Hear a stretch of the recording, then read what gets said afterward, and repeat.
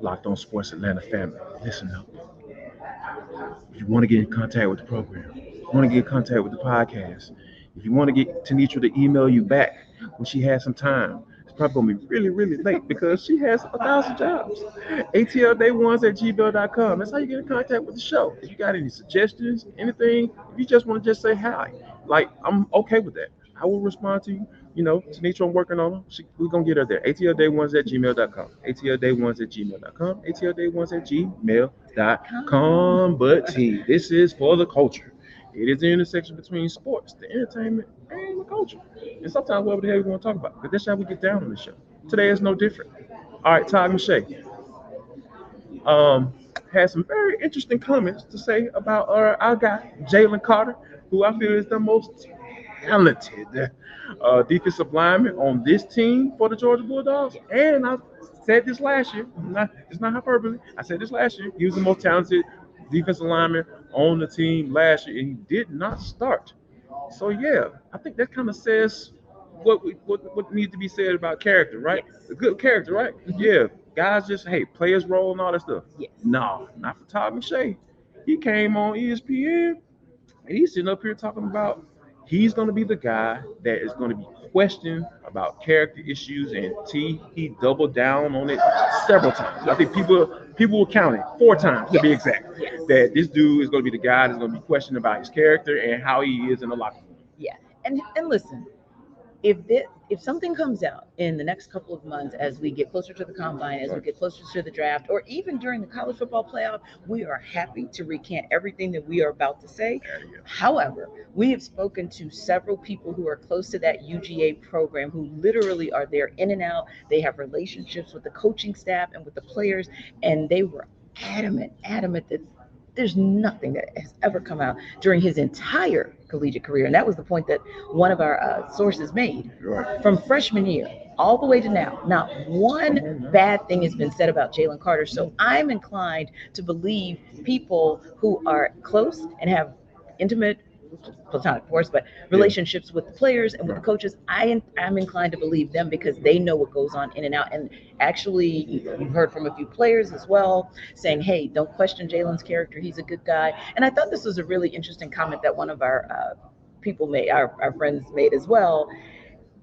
People have different personalities. So, Jarvis is more like a big teddy bear, right, of a D lineman, and he's very verbose and just great personality, right? Yeah. Some people are just chill. They're just Well, so some people are just chill. They're laid back and they just don't say much. They're just kind of intense, and just very serious about what they're doing. So again, I think this is one of those where you have to be careful because Todd McShay, you're messing with this dude's money, okay? Because if he falls, as we know, in the NFL, where you get drafted dictates your rookie contract. So if he moves, and I'll never forget, to me the most egregious one was Randy Moss. Somebody who could have gone in the top 5, arguably the number 1 pick that year, and what did he go, 29? Yeah, like teams passed up on the Cowboys. It was crazy, all because of this whole character piece, and you just never know like how much that's going to impact. So the fact that, like you said, that he doubled down, that bothered me as well, because everyone who is close to that program everyone has said the polar opposite. And that's the thing. Like I like the word that you use. Like you have to be careful. And like you've at least seen this movie before, right? Yes.